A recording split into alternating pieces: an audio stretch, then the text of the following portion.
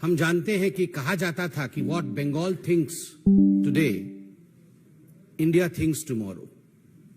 जिस भूमि से कभी वंदे मातरम के शब्द उपजे थे, आज बड़े दुख के साथ कहना पड़ रहा है कि आज उसी भूमि में थैंक्स टू टीएमसी जिस प्रकार की हिंसा हो रही है वो अपने आप में अप्रत्याशित है। इससे पहले कभी इस प्रकार की हिंसा न हमने कभी देखा था, न किसी चुनाव में सुना था। चुनाव और हिंसा आज बंगाल में पर्यायवाची शब्द बने हुए हैं और बंगाल में ये कोई पहली बार हो रहा हो ऐसा विषय भी नहीं। इस बार के पंचायत के चुनाव जो कि अभी 8 जुलाई को संपन्न हुए, आज काउंटिंग चल रहा है। आज अखबारों में हर जगह ये खबर छपी है कि लगभग 45 लोग आज तक, जब से नॉमिनेशन आरंभ हुआ है और काउंटिंग अभी चल रहा है, लगभग 45 लोगों की हत्या की जा चुकी है। 45 people have died as of today as far as the panchayat elections of 2023 in West Bengal is concerned.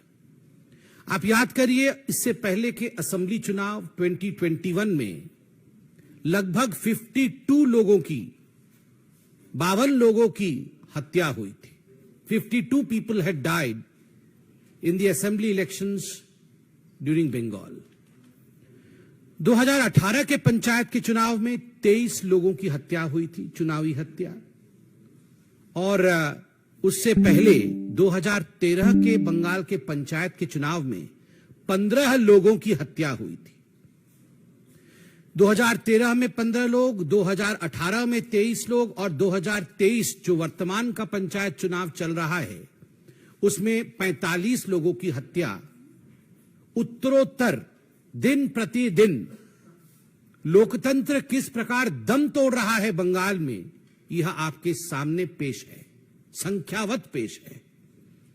बंधुगण, केवल हत्याएं नहीं, आप अगर अखबार पढ़ेंगे तो जिन शब्दों का प्रयोग सर्वाधिक किया गया है बंगाल के पंचायत के चुनावों को लेकर, वो शब्द है फायरिंग, गोलीबारी, बॉम्बिंग, बमबारी, बोगस वोटिंग, रिगिंग, मतपेटियों का जलाना, मतपेटियों को फेंकना।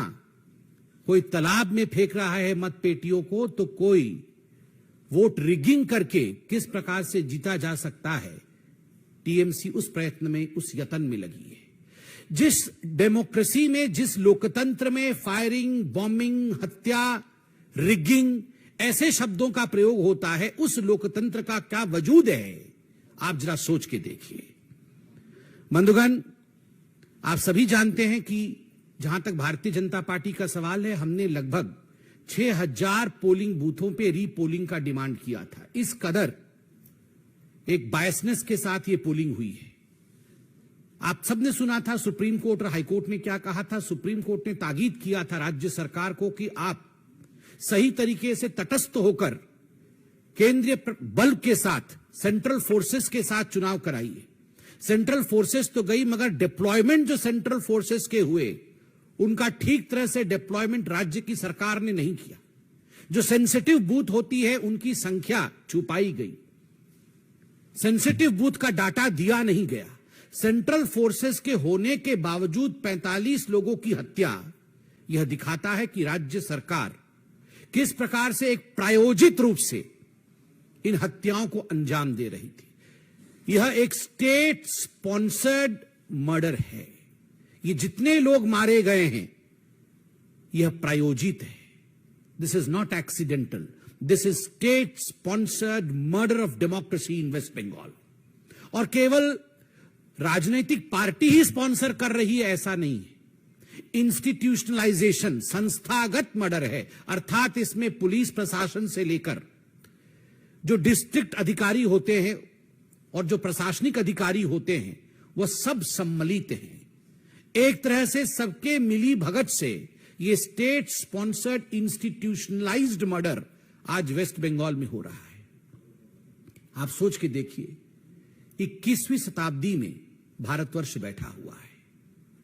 मैं भी सोशल मीडिया में हूं, आप भी सोशल मीडिया में हैं। आजकल कुछ छुपता नहीं। जब हम सोशल मीडिया और फेसबुक में देखते हैं एक के ऊपर एक लद करके डेड बॉडियों को ट्रक से या बस से उतारा जा रहा है और स्ट्रेचर्स में डाला जा रहा है, किसी के हाथ मुड़े हुए हैं, किसी के पांव मुड़े हुए हैं, और ये किसी एक्सीडेंट का सीन नहीं, ये कोई दुर्घटना का दृश्य नहीं, ये मर्डर है, ब्लेटेंट मर्डर। दिन दहाड़े हत्या की गई है केवल इसलिए क्योंकि आप टीएमसी को वोट नहीं कर रहे। और ये कोई केवल भारतीय जनता पार्टी के कार्यकर्ताओं का मर्डर नहीं है, इसमें कांग्रेसी भी हैं, इसमें कम्युनिस्ट पार्टी के लोग भी हैं, इसमें बाकी पार्टी के लोग भी हैं, ऐसे लोग भी हैं जिनका राजनीति से कोई लेना देना नहीं है, वो केवल वोटिंग करने जा रहे हैं। ऐसे लोगों की हत्या हुई है। जब इस प्रकार का दृश्य सोशल मीडिया और फेसबुक में हम देखते हैं तो मैं कई बार सोचता हूं कि अगर यही दृश्य कोई भाजपा शासित राज्य से आ रहा होता तो हाहाकार मच गया होता। ये सारे नेता, ये जो हाथ पकड़ पकड़ के कभी बेंगलुरु में खड़े होते हैं तो कभी किसी और राज्य में खड़े होते हैं, महागठबंधन का दृश्य दिखाते हैं, कहां है वे सारे नेता? कहां है लालू प्रसाद यादव? कहां है नीतीश जी? कहां है वो मोहब्बत की दुकान खोलने वाले राहुल गांधी? कहां है ये सारे महागठबंधन के नेता? एक के मुंह से एक शब्द नहीं निकला है, एक शब्द नहीं निकला है। राहुल जी कहां है आपका? आपकी मोहब्बत की दुकान का कोई जिक्र नहीं है। आप तो पूरे हिंदुस्तान में मोहब्बत की दुकान खोलना चाहते थे। मैं बताता हूं राहुल जी, आप आज मोहब्बत की दुकान के विषय में बात इसलिए नहीं कर रहे हैं क्योंकि आपके आकांक्षाओं का मेगा मॉल खुला हुआ है। The mega mall of your ambition, you want to become the ruler of this country by hook और बाय क्रुक। कैसे भी मैं सत्तासीन हो जाऊं, मैं सत्तारूढ़ हो जाऊं, और अगर हमारे लोग हत्या कर भी रहे हैं तो कोई बात नहीं है, वहां मोहब्बत की दुकान की आवश्यकता नहीं है।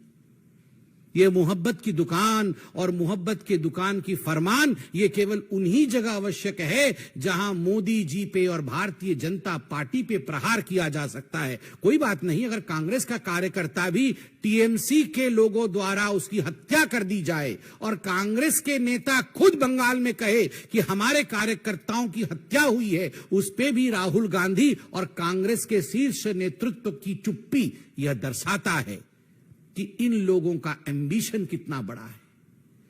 यह लोग डेमोक्रेसी की हत्या होते हुए देख सकते हैं मगर अपने एम्बिशन की हत्या होते हुए, अपनी महत्वाकांक्षा को लूटते हुए नहीं देख सकते। मां, माटी और मानुष की बात करती थी ममता बनर्जी। मां आज बिलख रही है, रो रही है, माटी आज रक्त रंजित है, मानुष की आज हत्या हो चुकी है। और ममता जी माफ करिएगा अगर मैं कहूं कि निर्मम बंदोपाध्याय जी ये सब मूक दर्शक बन के देख रही है तो ये अतिशयोक्ति नहीं होगी, ये निर्ममता है, ये ममता नहीं है। ये डायमंड हार्बर मॉडल है। डायमंड हार्बर जहां से अभिषेक बनर्जी लड़ते हैं, उनकी कॉन्स्टिट्यूएंसी है भाईपुओं की, और जिस प्रकार से वहां दादागिरी की राजनीति चल रही है, वहां counting agent Bharatiya Janata party और दूसरे पार्टी के काउंटिंग एजेंटों को छोड़ा तक नहीं जा रहा है। ये चारों ओर बंगाल में ये चल रहा है।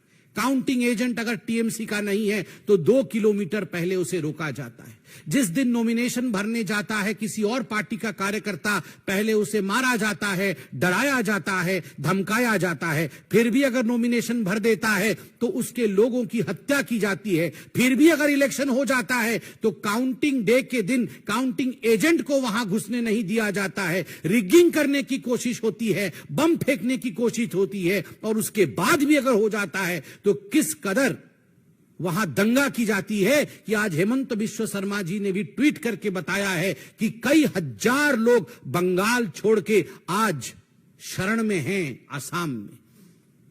यह लोकतंत्र है, यह लोकतंत्र है ममता दी। ममता जी आपको उत्तर देना होगा, क्या यह लोकतंत्र है कि एक राज्य के लोग चुनावी गणना के दिन राज्य छोड़ करके दूसरे राज्य में वो शरण लेते हैं? और यह पहली बार नहीं हो रहा है, असेंबली के चुनाव में भी ठीक इसी प्रकार हुआ था। বাংলার গণতন্ত্র রক্ত স্নাত, এখানে ভোট হলে মানুষের প্রাণ চলে যায়, এখানে নিয়ম কানুনের কোনো বলয় নেই। মুখ্যমন্ত্রী নির্মম বন্দ্যোপাধ্যায় ও তার পরিষদদার সরকারি আইনকে ক্ষমতা টিকে থাকার মেশিনারি বানাইছেন। আমি এই ব্যবস্থার তীব্র निंदा करी। भारतीय जनता पार्टी इस पूरे व्यवस्था की जिस प्रकार से हिंसा हो रही है, जिस प्रकार से लोकतंत्र की हत्या हो रही है, उसकी तीव्र निंदा करती है। धन्यवाद। कोई प्रश्न हो तो अवश्य पूछे। सर, मेरा सवाल है कि विधानसभा चुनाव के पहले से लगातार वहां हिंसा जारी है। मेरे हिसाब से कभी हिंसा वहां थमी नहीं। संविधान इस देश में उसके अंदर कुछ व्यवस्था भी है, तो आखिर क्यों केंद्र सरकार किस बात का इंतजार कर रही है? आपने खुद आंकड़ा दिया कि कितने सैकड़ों लोग मारे जा चुके हैं। देखिए, जहां तक भारतीय जनता पार्टी का विषय है, मैं उसका विषय रखता हूं। केंद्र सरकार के विषय में सरकार के प्रवक्ता अपने विषय को अवश्य रखेंगे। भारतीय जनता पार्टी ने एक कमेटी बनाई है, 4 दलीय कमेटी है, और यह कमेटी वहां पर हिंसा को पढ़ने, उसके विषय में जानने के लिए, उसके विषय को स्थापित करने के लिए गई है। केंद्र सरकार भी, हमने देखा है न्यूज के माध्यम से, गृह मंत्रालय ने रिपोर्ट भी मांगी है। तो स्वाभाविक रूप से इन सब विषयों का आंकलन करने के बाद जो भी उचित कदम होगा सरकार व पार्टी उठाएगी। कोर्ट में भी विषय गया हुआ है, इसके विषय में भी आप जानते हैं।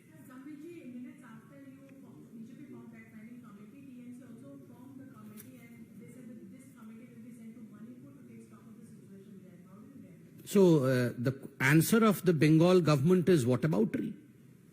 वहां भी हुआ है तो यहां भी होगा, क्या ये उत्तर है? 52 लोगों का मर जाना असेंबली इलेक्शन में, 45 लोगों की मृत्यु पंचायत के इस बार के चुनाव में। शर्म से जहां हम सबको सर झुका लेना चाहिए, वहां वॉटअबाउटरी हो रही है कि वहां भी हुआ था तो क्या हो गया, यहां भी होगा।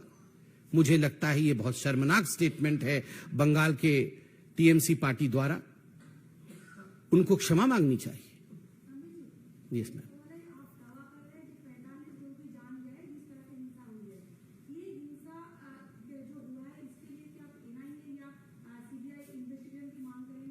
देखिए, मैं दावा नहीं कर रहा हूं कि 45 लोगों की हत्या हुई है। आज सारे अखबारों में 42+3 ये संख्या छपी है, और मैं मीडिया पे संपूर्ण विश्वास करता हूं कि जिस दिन से चुनाव घोषित हुए हैं आज तक 45 लोगों की जान गई है। मीडिया ने बहुत ही जिम्मेदारी के साथ छापा होगा, आंकड़ों के साथ छापा होगा। और जहां तक एनआईए एवं सीबीआई की जांच का विषय है, स्वाभाविक रूप से इसमें कोई दो मत नहीं है कि हमारी होम मिनिस्ट्री हो और बाकी जो पार्टियां हैं, सभी ने अपने डिमांड्स को रखा है। तथ्य के आधार पर इस विषय पर पार्टियां भी और सरकार भी आगे बढ़ेगी। सर, एक प्रश्न है, इंटरनेशनल प्रश्न है। पाकिस्तान से एक लड़की आई यहाँ इंडिया में और उसकी शादी कराई जा रही है, नोएडा में रह रही है, सीमा हैदर नाम की। अब वहाँ पे डाकू धमकी दे रहे हैं कि अगर भारत सरकार इसको वापस नहीं करती है तो हम पाकिस्तान में रहने वाले सभी हिंदुओं को प्रताड़ित करेंगे और मंदिरों पर हमला करेंगे। देखिए, मैंने इस न्यूज में इससे अनभिज्ञ हूं अभी। मुझे लगता है पूरी जानकारी के बाद ही मुझे इस पे कमेंट करना चाहिए।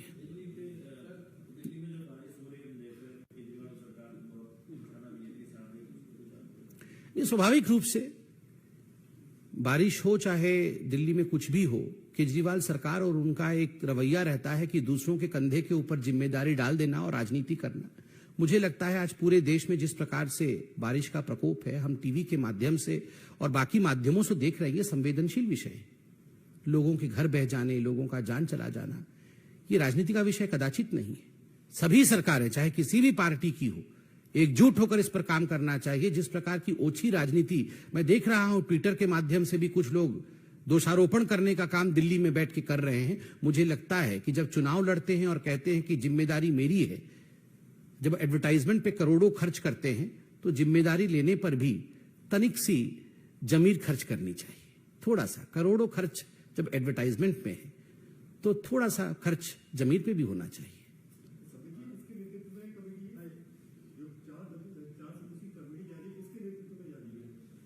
नहीं, वो कमेटी आपको